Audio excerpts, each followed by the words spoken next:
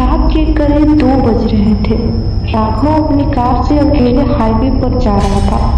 सड़क के दोनों तरफ ऊंचे और पुराने बरगद के पेड़ ऐसे झुके हुए थे जैसे सड़क को निगल जाना चाहते हो।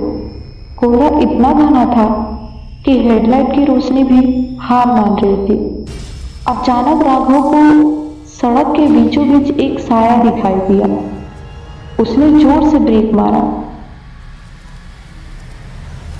नमस्ते दोस्तों, आज मैं आपको सुनाने जा रही हूँ एक ऐसी सच्ची घटना जिसे सुनकर आपकी रूह कांप जाएगी। यह कहानी बिहार के एक ऐसे गुमनाम गांव की जिसका वजूद कागजों पर तो शायद ही मिले, लेकिन वहाँ की डरावनी हकीकत आज भी लोगों के जहन में जिंदा है। गांव का नाम है अंधेरी बाड़ी। रात के करीब 2 बज रहे थे। राघव अपने कार से अकेले हाईवे पर जा रहा था। सड़क के दोनों तरफ ऊंचे और पुराने बरगद के पेड़ ऐसे झुके हुए थे जैसे वे सड़क को निगल जाना चाहते हो। कोहरा इतना घना था कि हेडलाइट की रोशनी भी हार मान रही थी। अचानक राघव को सड़क के बीचों बीच एक साया दिखाई दिया। उसने जोर से ब्रेक मारा। गाड़ी रुकी तो उसने देखा कि सामने एक औरत खड़ी थी। फटे हुए सफेद कपड़े, बिखरे बाल और उसकी पीठ राघव की तरफ थी। राघव ने खिड़की नीचे की ओर डरते हुए पूछा, बहन जी, इतनी रात को यहाँ क्या कर रही हैं? रास्ता भटक गई हैं क्या? वह औरत नहीं मुड़ी। बस एक ठंडी और कांपती हुई आवाज आई, रास्ता तो तुम भटक गए हो राघव, यहाँ आने वाले रास्ता नहीं, अपनी जिंदगी ढूंढते हैं। राघव का दिल जोर जोर से धड़कने लगा। उसे याद आया कि उसने तो उस औरत को अपना नाम बताया ही नहीं था।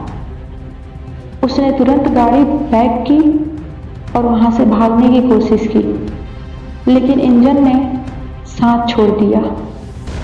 गाड़ी 1 इंच भी आगे नहीं बढ़ी। तभी उसने शीशे में देखा, वह औरत अब सड़क पर नहीं थी। वह उसकी गाड़ी की पिछली सीट पर बैठी थी। उसके चेहरे पर कोई मांस नहीं था, सिर्फ सूखी हुई चमड़ी हड्डियों से चिपकी हुई थी। वह धीरे धीरे से मुस्कुराई और बोली, अंधेरी बाड़ी में तुम्हारा स्वागत है। यह वक्त रुक जाता है पर मौत नहीं। राघव बेहोश हो गया।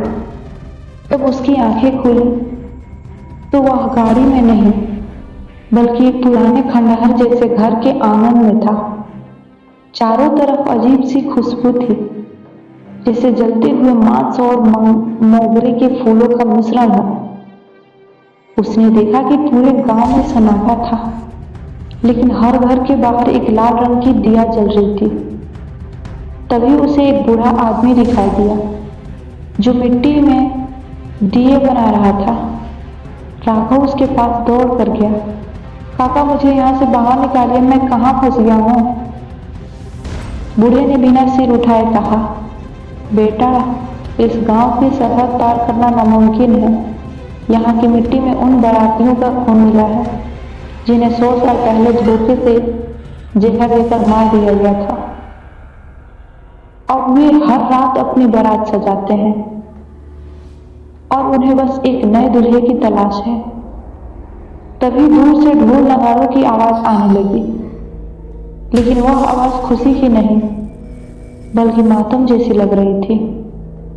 राघव ने देखा कि सामने से एक धुंधली सी बारात आ रही थी, जिसमें बारातियों ने हाथ में एक दिया जलते हुए पकड़ा हुआ था और सभी बारातियों के सिर नहीं थे और वे बिना पैरों के हवा में तैर रहे थे। राघव की नजर बारात के सबसे आगे चल रहे उस दूल्हे पर पड़ी जिसका चेहरा हूबहू राघव जैसे था। दोस्तों, राघव का चेहरा उस रूहानी दूल्हे से कैसे मिल रहा था? क्या राघव उस बारात का हिस्सा बना